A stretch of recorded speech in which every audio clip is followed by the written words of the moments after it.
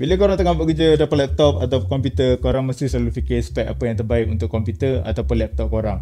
Sampai korang lupa sisi yang paling penting selain daripada komputer korang adalah kerusi. Bagi aku explain sikit kenapa mungkin musuh H80 ni right choice for you. First, korang selalu sakit pinggang bila buat kerja. Kerusi ni ada lumbar support.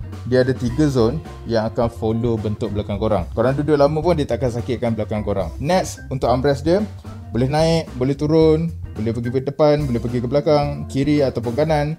So siku korang tak akan lenguh bila ada 4D armrest ni.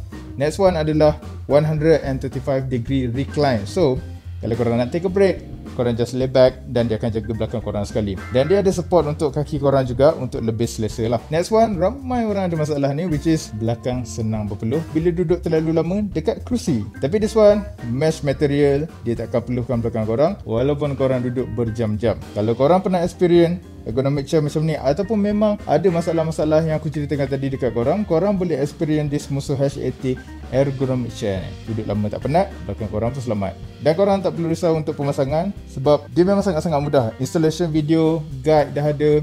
Korang just follow step by step yang dia bagi.